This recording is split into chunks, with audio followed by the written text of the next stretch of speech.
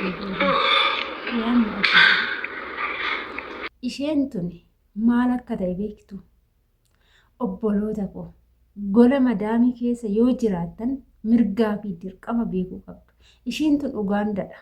Ishiinuu nama taatee sarraatenyaa qaxaratte waan ishiin gootu ilaala. Isaaniifis rabbi yoo qabeenya kenne haala kanaan gad of qabuu hin qabdan. Viidiyoon kun maal akka ta'e hanga dhumaa dhaggeeffadha. Waa baay'ee irraa baratu. Egaa nagaan hin daganne ashama harka fuune kabajamtootaaf daawwattoota hordoftoota keenya. Nageenyi koo kan jaalalaa fi kabajaa bakkaa fi lafa jirtan isiniif haa baay'atu. Anis obboleettiin keessan bakkaa fi lafa jirutti waaqayyoof galannaa ga'u nagaa fayyaa kootidha. Isinis akka nagaa fayyaa naaf taatan waaqayyo irraa abdii guddaan qaba. Egaa warroonni mana keenya haaraa taatan laayik sheer gochuudhaan gara maamila keenyatti dabalamaa isiniin jechuun asumarraa affeerraa keenya. Egaa obboleettiin keenya takka viidiyoon hojjedhu keessatti maal naan jette silaa kadhaa barattanii naan jette. Obboleettii koo deebii kee yoon qallaalumatti sii deebisu kadhaa nama beekutu gadi ba'ee kadhata. Namni kadhaan beekne jaanjahituma ta'a. Ishee kadhaa jechuun namni ogummaa isaatiin waaqayyo ogummaa kadhaa yoo kenneef kadhaa isaan kadhata.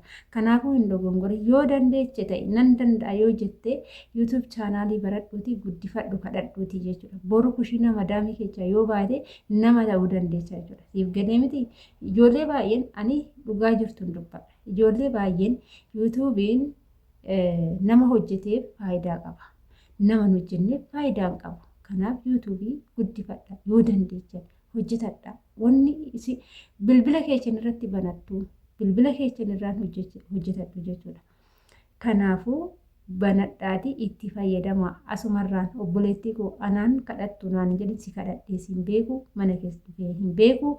Kanaafuu ofii keetiifuu gadi bahii kadhadhuuti guddifadhu. Ishee kana nama bilxiidha jechuudha. Kan biyya Arabaa taa'ee kadhatee kan YouTube'ii guddifatu bilxiidha. Nama bilxii nama sammuu qabudha. Namni sammuu hin qabne garuu gola madaamii keessa taa'ee asii galee deebi'ee gola madaamitti deebi'a. Namni sammuu qabu garuu YouTube'ii kadhatee guddifatee asii galee hojii mataasaa irratti hojjeta. Siif galee kanaaf akkasitti liqimsiisin jedha. Ani si arrabsuuf osoo hin taane akka ati na arrabsiteetti odoo hin taane ani immoo akka ati sii galutti sii himee jechuudha.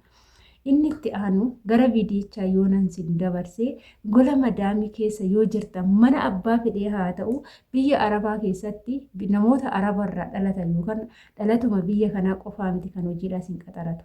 Biyyoota garaagaraatii itti dhufanii namoonni qabeenya godhatanii nu galfatanii jira. Keessa darbee Itoophiyaawii ta'anii as keessatti qabeenya godhatanii waan isaanii qabeenya kennee deebi'anii kan sarraatenyaan numa of jalatti qaxarantu jira. Garaagarummaan jidduu kanatti jiru maal seetan Abashaa fi Araba jidduutti wanni jiru dhugaan siniin jira.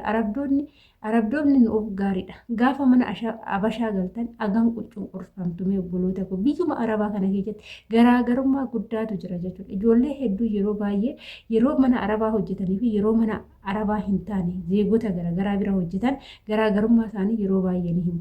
Egaa waaqayyootu ilmoos namaa kennaa. Madaamiin tun garaatti baatti. Madaamii Ugaandaati. Biyya Arabaa keessa jirti. Saawudii keessa jirti. Haa ta'uti garuu garaatti baatti. Immoo deebitee intala ishiitii rifeensa sirreessaa jirti jechuudha. Rifeensa sirreechituuf kana keessatti immoo sarraatenyaan mana isheetti galtee sarraatenyaa kana daa'ima yoo taphachiiftan daa'ima taphachiisuuf fuuldura daa'ima ishee teechee jirti jechuudha. Yeroo fuuldura daa'ima ishee teechuu kana daa'imti kuni meeshota ittiin taphattu kana meekaabboota wantoota garaagaraa fuutetti akka saleedatitti argitanii jirtu. Akka saleedatitti fuula intala sarraatenyaa tanaati irratti akka saleedatitti irratti fayyadamti jechuudha. Irratti barreessite akka itti barreessitan argitan. Meeshonni kuni kan ispaardii ta'etu jira. Kan fuula keessi balleessuu danda'utu jira. Kana hundumaa dabarsitanii qaama keessan naa jaalattu ishiin nama gaariidha naanaa jedhan jettanii qaama keessan dabarsitanii akka daa'imti isaanii sinirratti fayyadaman kanuma hunda gadi qabuu hin qabdan jechuudha. Hojiin mana sanii sinitti hafuu qaba malee fuula keessan irratti daa'imti takka gola Arabaa keessatti mallattoolee anallee na mudate jira ofirraa hin dhaa jechuudha. Qalbii akkasiin beeku. Daa'ima mataa kootii irratti na taphachuu barbaadu. Daa'ima immoo meekaabboota fiddee fuula kiyya keessatti fuula irratti na taphachuu barbaadu hin eeyyoomuuf jechuudha. Hojiin akkasii natti hafuu qaba. Lakki daa'ima kiyya fuuldura teechee daa'imti akka saleedatitti fuuldura daa'ima kiyyaa taa'e daa'imti kiyya immoo fuula keetii irratti haa fayyadamtu yoo jettan keemikaalli kun dhufee fuula keessa sin kukkuta. xuuxa. Dhibee addaa isinitti fiduu danda'a. Fuulli keenya qaamni keenya meekaappis hin baranne wanna minaamina dibannu kana hin baranne baay'isawwee jechuudha. Gaafa jalqaba dibattan siin kukkutuu danda'a. Kana bichaa miti. Wanti ishii fiddu kun wanta yeroon irra darbe wanta haati itti fayyadamtee gatte kan yeroon isaa irra darbe jechuudha. Kan yeroon isaa irra darbe waan ta'eef dhufee gaafa fuula keenya irra koree ispaardii kan ta'e kun dhaqee qaama keenya dhukkubaa sirraan ga'uu danda'a jechuudha. Kanaaf obboloota koo kan qabeenya namaa kennullee waaqa kan nama dhooggatullee waaqa jechuudha. Nuti qabeenya yoo dhabne iyyummaadhaan mana isaanii gallee kan hojjennu yoo ta'e kanuma hunda mataa keenya gadi qabannee isaan akka barbaadanitti mataa keenya gubbaarratti akka fincaanan eeyyamuu hin qabnu. Mirgaa fi dirqama nurraa eeggamu beekuu qabna. Daa'ima isaanii hin taphachiifnu miti. Daa'ima isaanii eeguun nurraa hin eeggamu miti. Yaadni kun warroonni yaada faallana jala yoo hubattan jiraattanii daa'ima mana isaaniitti yoo galle gahee madaamin tun daa'ima taphachiisi yoo naan jette daa'ima kana hin taphachiisu jechuuf iyyaa miti. Nan taphachiisa daa'ima san nan eega daa'ima san daa'ima taphachiisuun immoo cubbullee miti jechuudha. Garuu hoo haala kamiinan daa'ima kana taphachiisuu qaba? Haala kamiinan daa'ima kana eeguu qabna jennee mirgaa fi dirqama adda baafannee beekuu qabna. Daa'imti isaanii meeshota garaagaraa kan ittiin taphattu qabdi. Meeshota sanniin finnee fuuldura isaaniitti taphachiisuu qabna. Ashaangulliititu jira.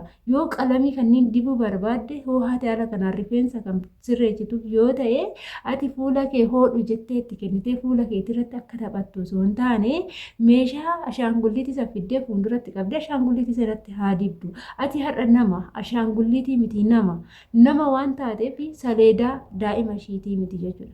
Akka daa'imti qaama keessa si jammar jechuudha. Arabdoota qaama daa'imas haa ta'u waan fedhe haa ta'u daa'imti kun daa'ima homaan beektu jettanii hin yaadina. Ishumatu guddatee akka tasaa mana san waggaa 5 waggaa 4 taa'uu dandeessu jechuudha. Daa'imti kun gaafa waan kana barsiifte cimilliqii akkanaa akka mataa keetirratti si fincaa'u fuula kee akka saleedatitti gizee hunda akkasitti fayyadamu yoo goote boru guddachaa deema gaafa guddate immoo kanaa ol si godha jechuudha.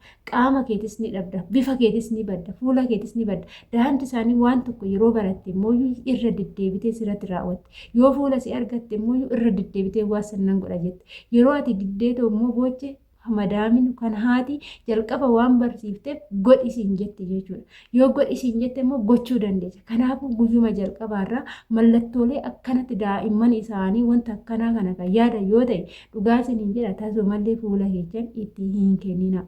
Fuulli keechan waa hunda keechan keessattuu fuulli keechan waa hunda keechan caala. Fuula waaqayyoo isinii uume meeshota namtolchee daa'imni madaamii isinirratti taphattee akka fuulli keechan isiniin banne. Daa'ima madaamii hin taphachiisinaa jechuu miti. Meeshota daa'imman ittiin taphatan fidaati wajjin taphadhaa. Wajjin taphachuun rakkoo hin qabu.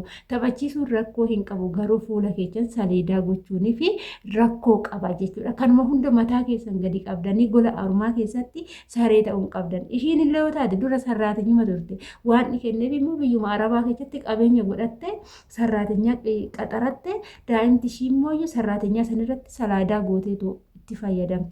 Wantoota akkanaatiif hin gowwoomina. Aguma fedhes yoo ta'e jechuudha. Hundaafuu waaqayyo wal qixxeedha waan ta'eef mataa keessan gadi qabattanii waan hin taane keessan of hin galchinaa qaama keessan hin balleessinaa jechuun asumarraan affeerraa kooti eegaa turtii na wajjin gootaniif guddaa galatoomaadha. Hanga viidiyoo biraatiin walitti deemuutti turtii gaarii isiniif haa ta'u. Viidiyoo kanarraa waa baay'ee hubattu jedhee tanan yaada. Dhugaan na aarse jechuudha viidiyoon kun maaliif jennaan iyyummaan namaa gadis nama gootu garuu fuula ofiitii irratti taphachiisuun hin barbaachisu jechuudha. Hin barbaachisu kanumaaf isiniin jedha. Egaa turtii na wajjin gootaniif galatooma. Hanga viidiyoo biraatiin walitti deemtu turtii